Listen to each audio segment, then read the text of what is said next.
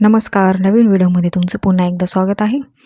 हे मी princess cut blouse शिवलेलं आहे, हे बघा. आणि याला पाइपिंग लावलेली रेडीमेड.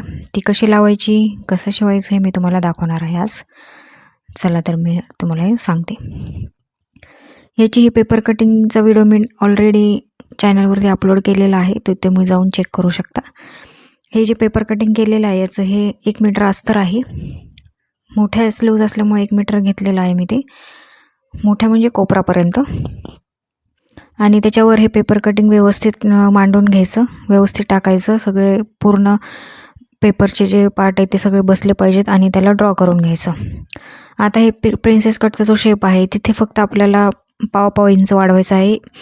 जिथे आपण जोडणार आहोत तो तिथे 1.5 इंच वाढवायचं. म्हणजे तुम्ही जेवढं कपडा शिलाईमध्ये टाकणार आहे तेवढंच ते वाढवायचं आहे आपल्याला.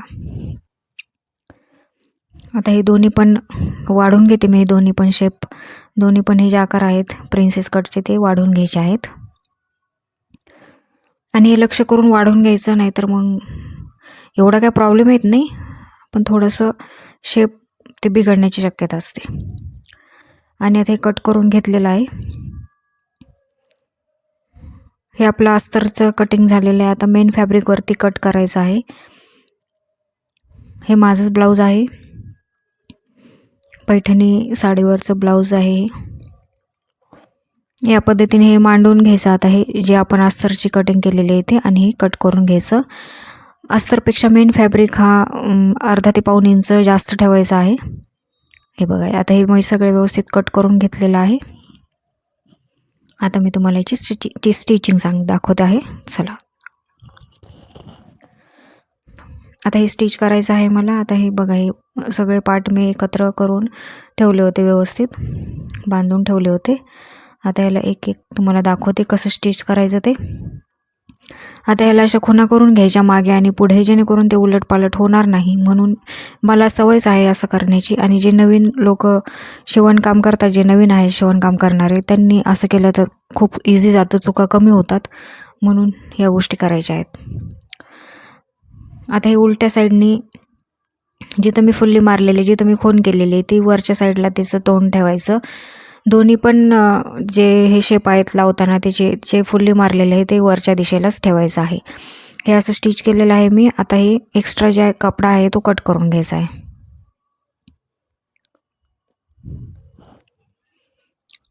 खूप इझी आहे. आणि मी या ब्लाऊजला रेडीमेड पाइपिंग पण लावलेली आहे. ती कशी लावायची ते पण मी तुम्हाला सांगणार आहे पुढे. ती पण खूप सोपी पद्धतीने मी लावलेली आहे, ते तुम्हाला दाखवतच आहे. आता हे प्रिन्स कटचा जो समोरचा जो पार्ट आहे ते मी पूर्ण करून घेते अगोदर.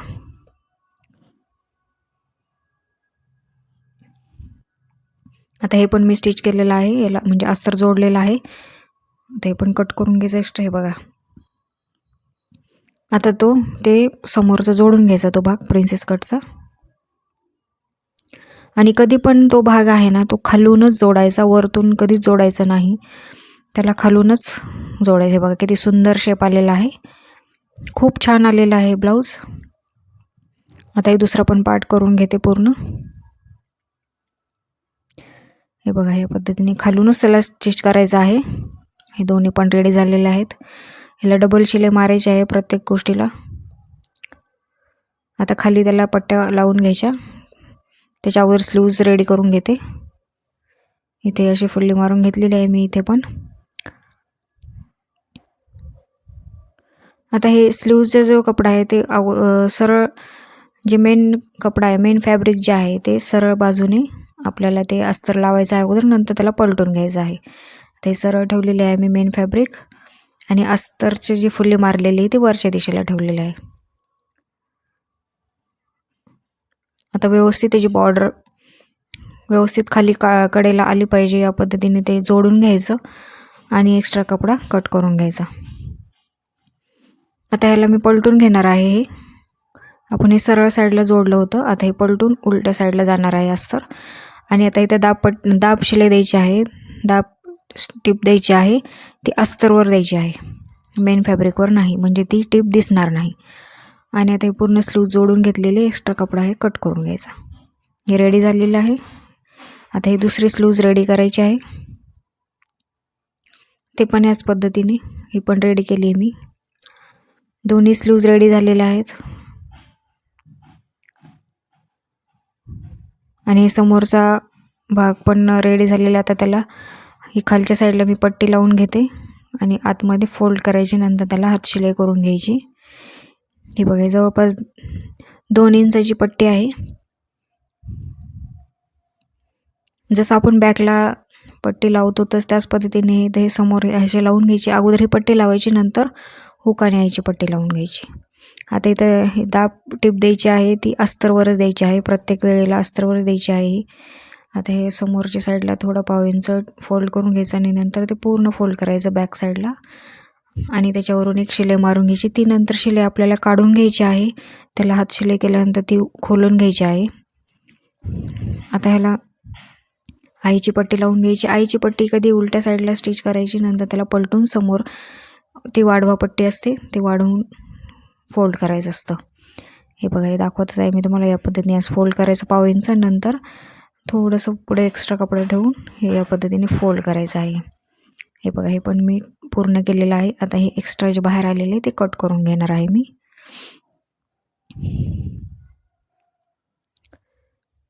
आता हे दुसरं पण हे आता हुक पट्टी लावायची आहे.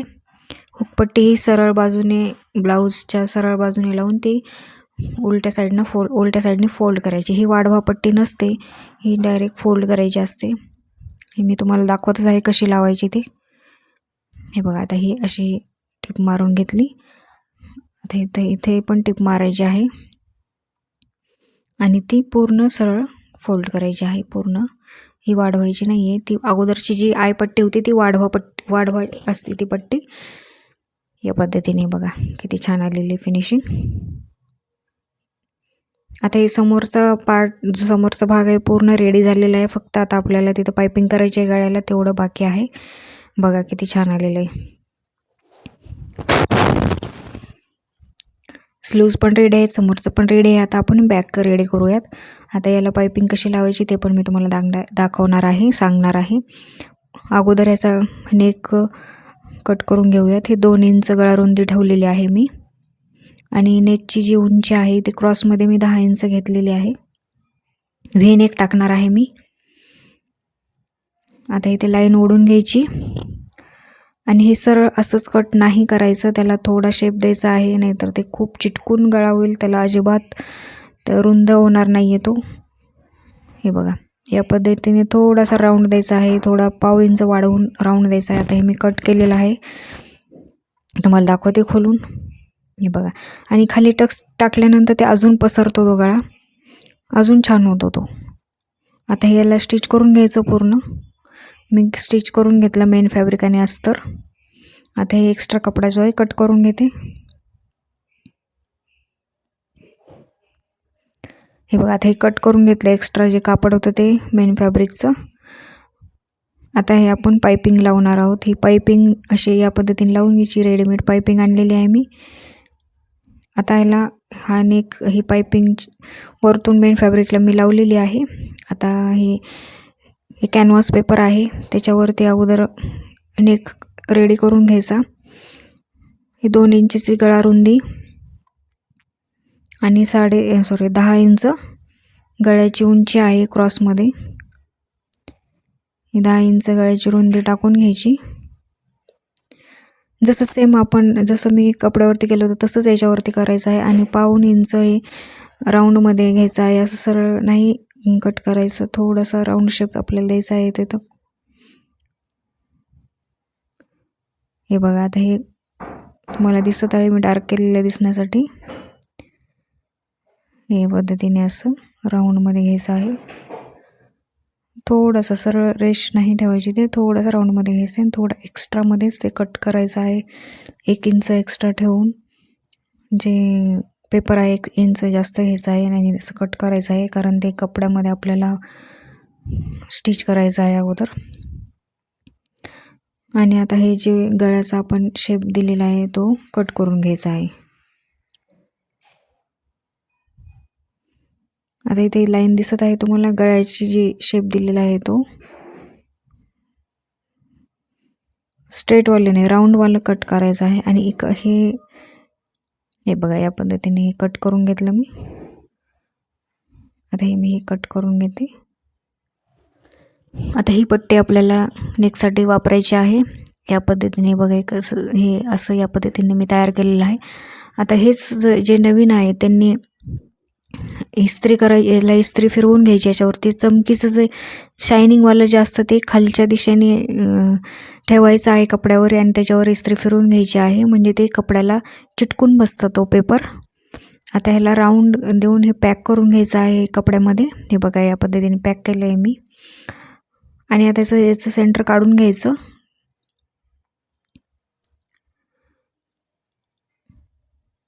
आता आपलं जे बॅकनेक आहे ते आपल्याला हे रेडी करायचं आहे. त्याच्यावरती एकदा चेक करून घ्यायचं बसतं की नाही. ते बसणारच आहे, कारण त्याच मेजरमेंटने आपण हे कट केलेले.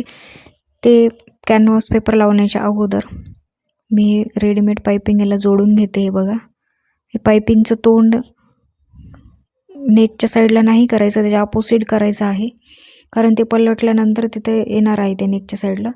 आता हे जे कॅनव्हास पेपर वरतून घ्यायचा आहे आणि त्याला स्टिच करायचं आहे पूर्ण. त्याच्या त्या पेपरवरती शिलाई टाकायची आहे, आणि पेपर आणि जे हे आहे आपलं पायपिंग आहे रेडी, त्याच्यावरती ते दोन्ही एकमेकांवर ठेवूनच असं हे स्टिच करायचं आहे व्यवस्थित. आणि त्याला नॉच मारायचे आहे, जेणेकरून ते इझिली पलटू शकेल. हे बघा, हे बघा किती छान, किती इझिली ते पलटलं आहे. खूप छान आलेली आहे पायपिंग, खूप छान दिसत आहे. जर हे डायरेक्ट पण आपण पायपिंग हे मागे लावू शकतो, पण ती टोचण्याची शक्यता असते, म्हणून मी अशीच लावते. ही टोचणार पण नाही आणि दिसायला पण छान दिसते. आता याच्यावरून खूप कडेने एक शिलाई मारायची आहे. बघा किती सुंदर आलेलं आहे, तुम्हाला दिसतच आहे स्क्रीनवरती. खूप छान आलेलं आहे. आणि कॅनव्हास पेपरने फिनिशिंग खूप छान येते. कुठल्या पण नेकसाठी हे आपण पेपर जर वापरला ना, तर खूप सुंदर फिनिशिंग येते. जे नवीन आहेत शिकणारे त्यांनी तर हे वापरलंच पाहिजे. खूप छान फिनिशिंग येते त्यांनी. आणि आता हे मागचे जे टक्स आहेत ते टाकून घेते.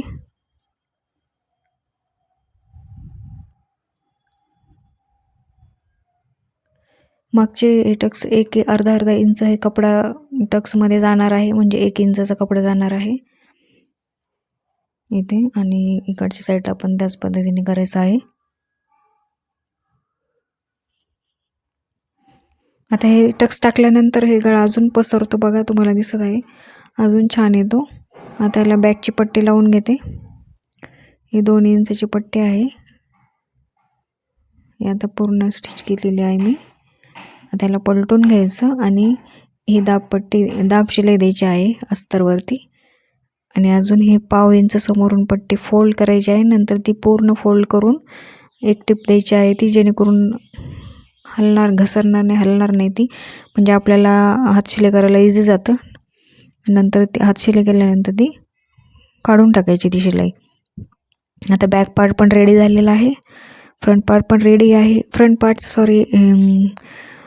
गळ्याची पायपिंग राहिलेली आहे, ती करून घेते. आता हे क्रॉस पट्टे काढून त्याची पायपिंग करून घ्यायची.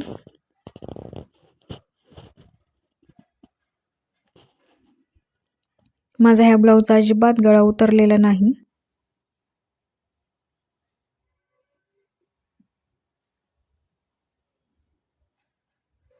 आता हे क्रॉसमध्ये मी क्रॉस करून घेतलेलं आहे, आणि इथं टिप शिलाई मारून घ्यायची. शिलाई मारून घेतलेली. आणि आता ह्याला फोल्ड करायचा आहे मध्ये. हे जे मधला जो भाग आहे तो वरतून जी पट्टी लावलेली आहे ती त्याच्यामध्ये त्याला झाकून घ्यायचं, वरच्या आपण जी पट्टी लावलेली आहे त्याला, आणि अजून एकदा फोल्ड करायचं, म्हणजे ते व्यवस्थित पायपिंग येते ती. असं अजून एकदा फोल्ड केलेलं आहे बघा. आणि आता इथे शिलाई मारायची. हे बघा, मी पूर्ण केलेलं आहे शिलाई. आता याच पद्धतीने दुसरे पण पायपिंग रेडी करायचे आहे. हे माझी झालेली आहे पूर्ण. दोन्ही पण मी पायपिंग रेडी केलेले आहेत. म्हणजे समोरचा जो नेक आहे तो रेडी झालेला आहे आणि बॅकचं पण रेडी झालेलं आहे. आता आपण हे दोन्ही शोल्डर जॉईन करून स्लीव्ज लावून घ्यायचे आहेत. बघा किती छान आलेलं आहे.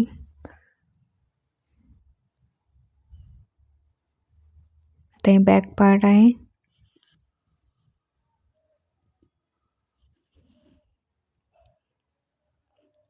आता हे शोल्डर जोडून घ्यायचे. हे बघा जोडून घेतले मी शोल्डर.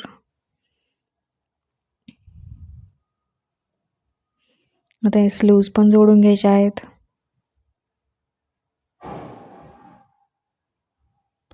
स्लीव्ज लावण्याच्या अगोदर हे मागचं आणि पुढचं जे आर्महोलचे खाली कमरेचे जे आहे ते बरोबर आहे का एकदा चेक करून घ्यायचं सगळीकडूनच. शोल्डर बरोबर आहे का, नेक बरोबर आहे का, कमी जास्त असेल तर तिथे कट करून घ्यायचं आहे. इथे थोडंसं जास्त आहे ते पण मी कट करून घेणार आहे.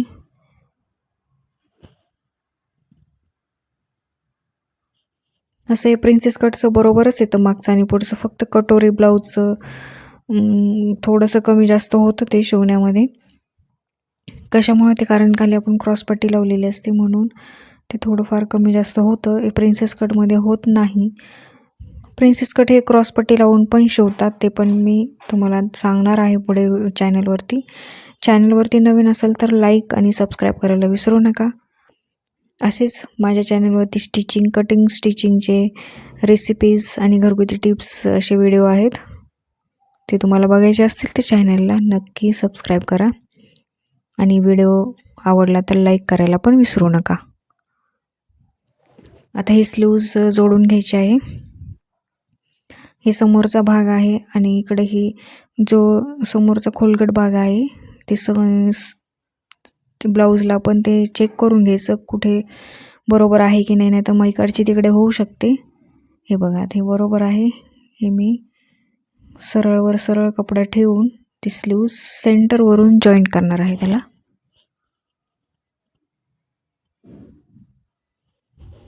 सेंटरपासून जोडून घ्यायची स्लीव्ज जोडून झालेली आहे.